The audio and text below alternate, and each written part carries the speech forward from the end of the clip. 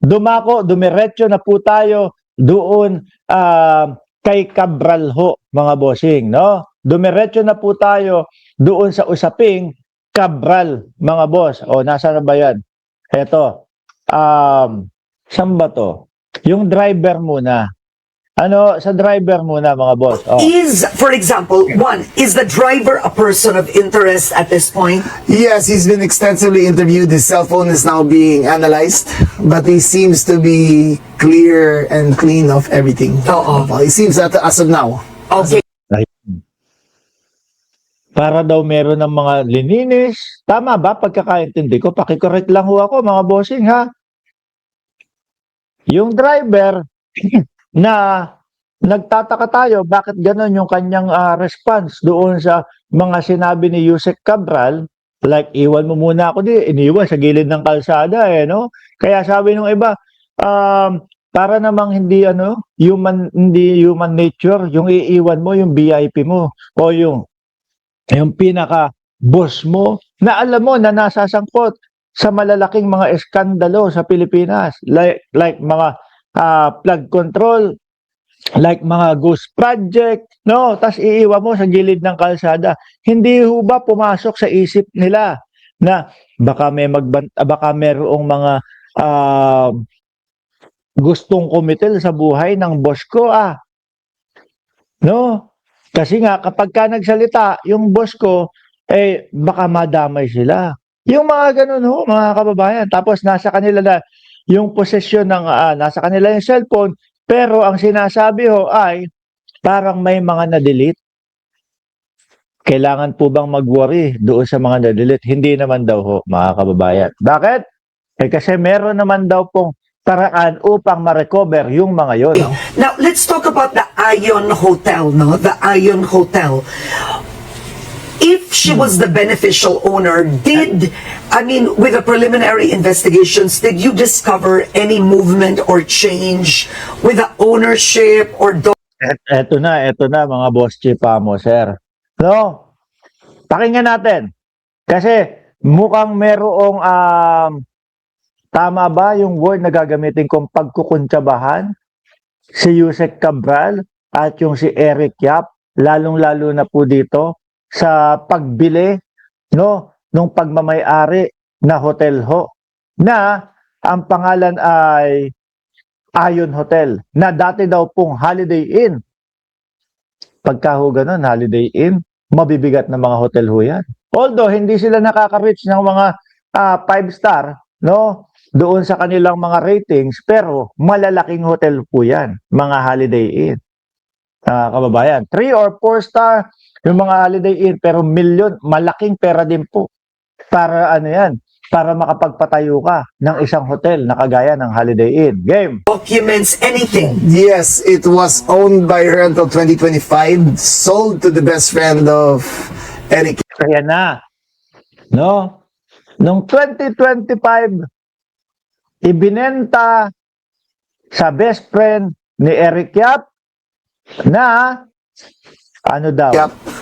I think she bought it 2017 if I'm not mistaken. The owners, the nominees of the Ion Hotel claim that she has nothing to do with it. So we're gonna ask them, okay, if not, then prove that she doesn't have anything to do with it. Show us your records. Did you incur any debt to buy it?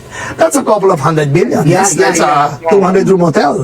So that's minimum 400 million to purchase a 500 million. He does not have that capacity. Ako. Dito ho, mga bossing, mukhang napansin nila na may kontsabahan para ma-acquire yung hotel na yon. Ang bumili daw ho, mga boss chief amo sir, ay yung best friend ni ang daming nabubuko, ang daming nahuhuli, ang daming nakikita. At lumalalim pa ho ng lumalalim, mga kababayan. No, yung best friend ni Eric Yap, mga kababayan, ang bumili nung hotel. Inimbestigahan nila. No?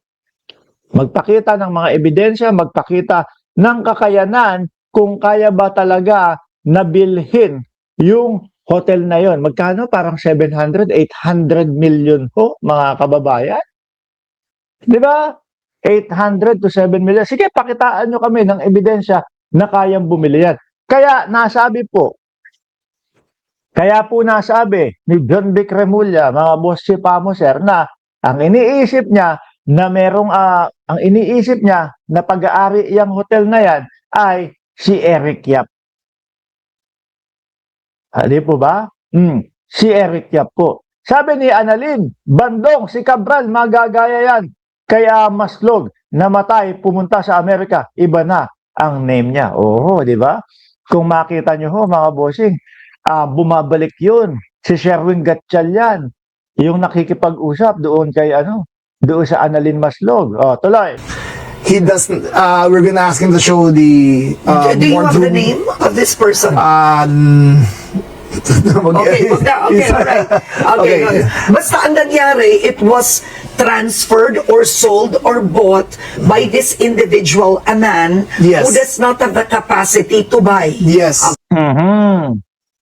Alam niyo po, yung mga ganyang kilos, tinatawag yung mga dami-dami, mga ganyan para hindi malaman na ganito kay congressman to, kay senator to, kasi ang sinusweldo lang po ng mga politiko 300,000 piso na imposibleng makabili ng mga daan-daang milyones na mga hotel, etc., etc. Ang gagawin nun nila niyan, mga bossing, kukuha sila ng mga tao na malapit sa kanila, pagkakatiwalaan nila.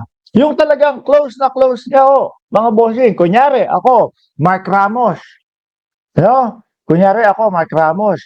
Bibili ako ng isang napakalaking property, 1 bilyong piso. Wala naman ho akong ganun na pera, sa tingin ng tao. Pero meron pala ako, galing sa ninakaw ko. Ngayon, hahagilap ako ng tao na alam ko na talagang mapagkakatiwalaan ko na posible na may kapasidad na bumili ng ganun. Ang nauna ko naisip, alam niyo kung sino? Kunyari, bilyon mga kababayan, si Boss Mike. Si Boss Mike Cervera, oo. Pagka Boss Mike, ganito, may gusto akong bilhin eh. Meron akong ganun. May pambili ako. Kaya lang, baka ma-plug ako nito, baka ma-red flag ako nito. Bakit, Mark? Kasi alam ng tao, hindi ko naman kayang bumili ng ganito dahil yung perang gagamitin ko, sa ko lang. Kumbaga, sa mga ninakaw ko lang. Pwede ba sa iyo na lang ipangalan? Mas makatotohanan na sa iyo, pag sa iyo ipinangalan. Ganon, mga bossing.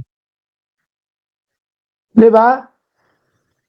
Ganon, mga kababayan. So, maaari, posible, na ganon din po ang ginawa nila dito. Kasi kapag nakita nila, ako ang bumili ng 700 million na hotel, baka isipin nila, ninanakaw ko yung pera, o saan galing yung pera, di ba? Ganun tuloy. Okay, alright. And we And check. he is close to Eric Yap. He is not close to Eric Yap. He sold it to someone very close to Eric Yap. So Which is yun nga yata, yung best friend, di ba? so in between siya, he bought it, Yeah. may layering. Yes. And then he sold it to somebody close to Yeah. Para nga naman hindi totoo, hindi rektang makikita yung mga pangalan ng mga congressman, senador, etc. Sabi ng Pisha ko, bakit iba ata location mo ngayon, Pisha? Ikaw lang ang hindi updated Nandito ako sa may Payatas, malapit. Hindi mo yata alam Shout out sa iyo, pinsan. Tuloy. Yeah, okay. Yes, very, very close. So that asset is a very valuable asset. It used to be the Holiday Inn. Di ba? Diruin mo. Iisipin mo, congressman. Di ba? Congressman. Na merong ganung kalaking pera pambili ng mga Holiday Inn. Kaya sa mga kaibigan. So is it possible that Eric Yap owns the Ion? That's what we suspect. That's what we suspect. Because that transaction minimum is 500, I would say 700 million pesos. Yeah. For a 200 hotel room in Baguio. Yeah. So it's not spare change. Yeah. It's not spare change. We want to see the board resolutions of who signed it. Yeah. We want to see the board of directors meetings of who was there. We want to talk to the core secretaries. You can get to the bottom of it. You can see the money trail of where the amounts came from. Ito mo mamahanapin eh. Diba? Grabe, ano? Basta pera, ang laki. Oh,